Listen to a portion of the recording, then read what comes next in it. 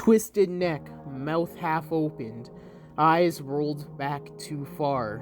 The body was draped over its bicycle that was twirled and turned in ways that undoubtedly would affect its further functioning. It was an impressive image, not a spat of blood that spilled from out of its skull onto the grass.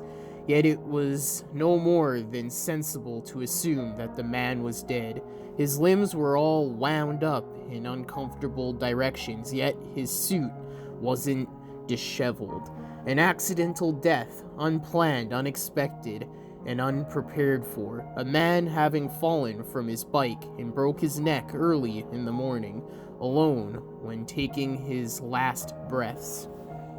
I zoomed in on the art piece to admire the details. The painting was utterly recognizable, the hints of a sketch still underneath, as if it were created in a bit of a hurry, with colors that made the morbid scene appear peaceful instead of tragic. I quite liked the style. I scrolled up to glance at the description, but no such thing was there, only the title, Death Without Murder, and the artist's name, C. Madsen. I looked at some more pieces, but my attention slowly was seeping away. Most scenes portrayed death, sometimes in the eyes of a strangled woman up close, and sometimes in those of an old man in bed, peered through a window, distanced from the scene. Only a few regular portraits were there. This didn't surprise me too much, for Anne had always enjoyed horror nearly as much as dragging me onto chat sites to converse with strangers. Being sent an artist by her meant that the likelihood of morbidity was high. She knew that I liked art, and she liked gore, and sometimes these two crossed paths. It was how we became friends, actually. I shut off my phone once I noticed I was no longer focused on the screen. Then I opened it again to peer at the time, 8 o'clock. With a small sigh, I hopped out of bed and began putting on my clothes. I checked my school bag, and as all my books appeared to be present, I swung it over my shoulder and made my way downstairs. I never liked cycling much. The road that I took didn't have too many passengers, and on one hand, such made me feel grateful, but on the other, it made me bored during the mornings. I continued forward, repeating scenarios in my head to keep my mind occupied, as you do. It was a sunny morning, there only being very little fog, which, admittedly, was somewhat of a miracle. Usually April mornings required headlights, not only for safety, but also very much for the sight that one was robbed of at such an hour by the lingering mist. Perhaps it was because of that I saw it. I might have never noticed it any other day. Perhaps no one would have found it. Then it would have rotted until the smell spread and alarmed passengers. No matter what, it suddenly was just there. I glanced at the road tiredly, my eyes roaming the asphalt that lined in a single streak through the wide fields of nothing but grass, and then I saw it in the distance, a little binge mess, scattered half on the pavement, half in the grass. I narrowed my eyes and carefully stepped off of my bike, getting closer slowly. Twisted neck, mouth half opened, eyes rolled back too far, and ants crawling all over them. The body was draped over its bicycle that was poking uncomfortably into the torso as if they were one. Not a spat of blood spilled out of the skull onto the grass, but the corpse was battlefield nonetheless, ash gray and pale and sticky. For a moment, I believed to be imagining it. Everything would have been better if I'd imagined it, because everything about this was so very wrong. A vague kind of nausea reached my gut, but not my brain. For a moment, I believed I might faint.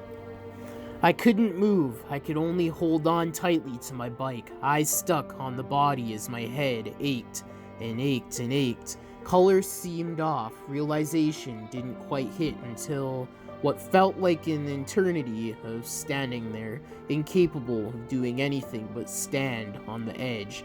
And if I realized, I would tumble off and fall into a pit of horrors that I could not yet face, and then it folded in. I grasped at my phone and with shaky hands I dialed 911. If I could have told them the painting, I would have. I probably should have. I certainly felt that way anyway. But once they arrived, my mouth blocked all the words aside from the minimum, and all I could do was shake. Shake and cry and cry and cry until my head ached even more and the world was spinning. The woman who spoke to me appeared not to mind. Her voice had been soothing and sweet, even though I was unsure what exactly she was saying. It was comforting. I don't remember much else. Days can turn into soup without clear limits very easily when you string them together with solitude. I tried to puzzle with knowledge, unable to do much else as my thoughts kept returning to bugs eating hollowed eyes.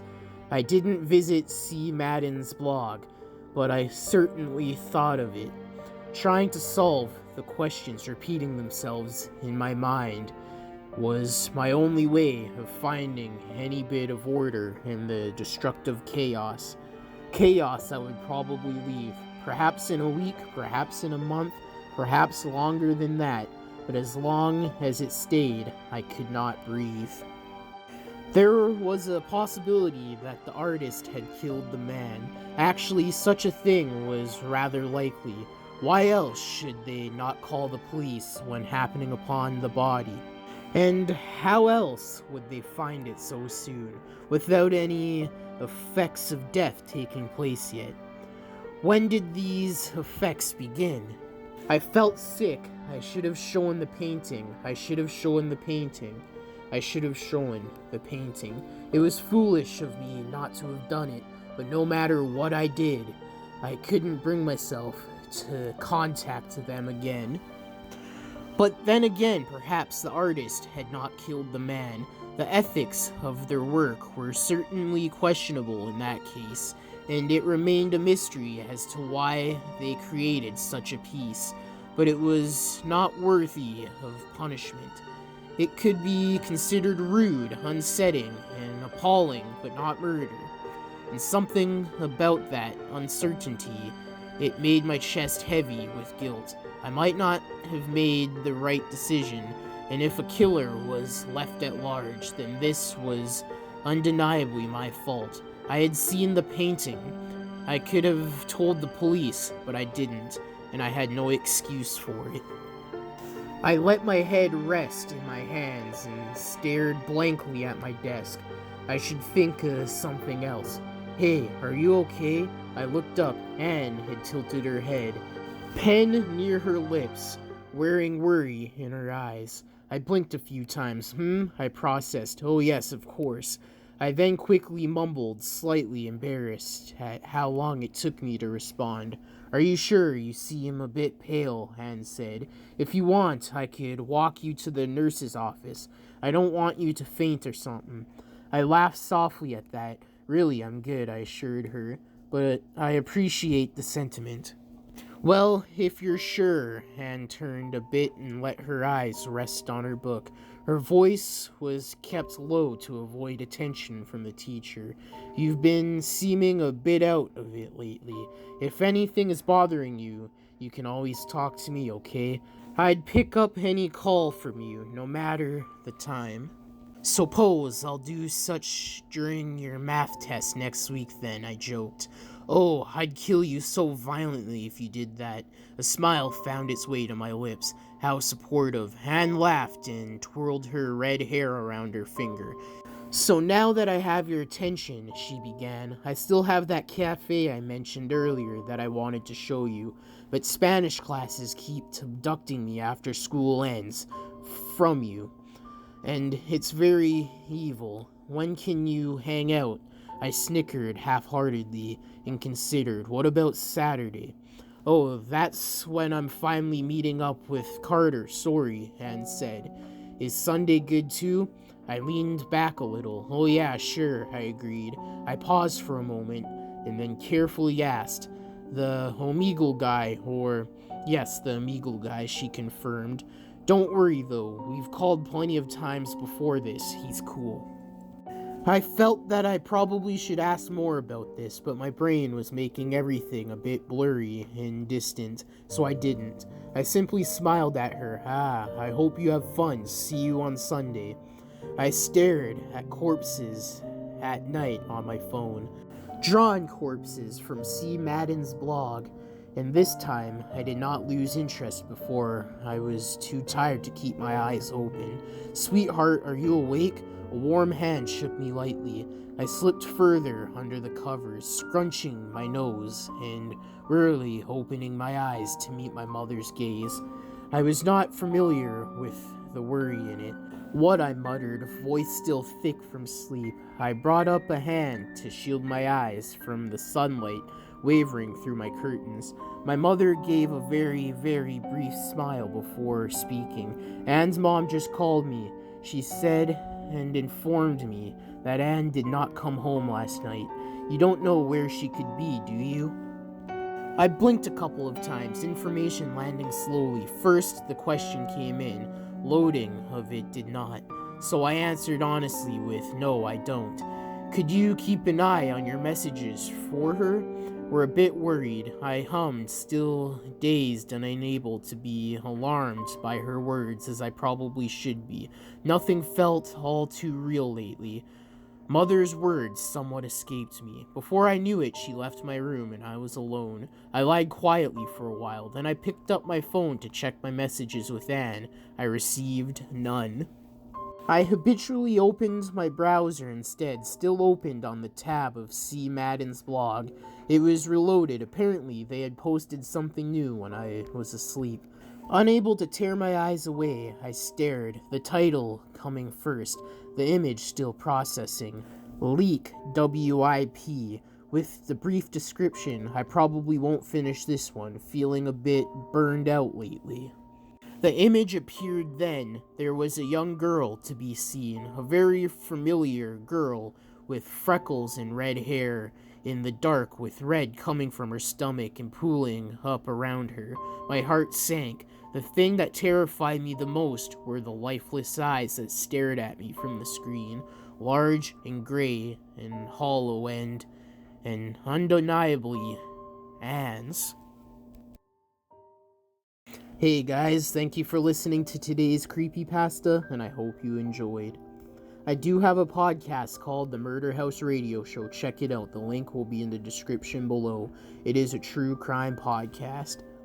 But if you did like, comment, subscribe, and share for more. Hit the bell notification when you subscribe and select all to get all notifications whenever I upload. I upload 6 days a week, Monday to Saturday, at least one video a day. Now, all the long episodes and full series of creepypastas are on all major podcasting platforms under the name deadly_zone_narrations. There will also be a link for it in the description. Also, go follow all the social media accounts that are in the description below. I do have a subreddit called Deadly Narrations. The link will be in the description. Also in the description below are the sources to the creepypasta and the music used, so go check those out. Let me know what creepypasta you'd like to hear next, or if you have your own you would like me to narrate, or if you have a creepypasta series you would like to hear. Send them to me on any of the social medias in the DMs or to my email address, which is also in the description, or leave them in the comments below. Also in the description below is the author's social medias if they have any listed. But that's it for today's creepypasta. I hope you enjoyed. Until next time in the Deadly Zone, stay deadly and stay spooky.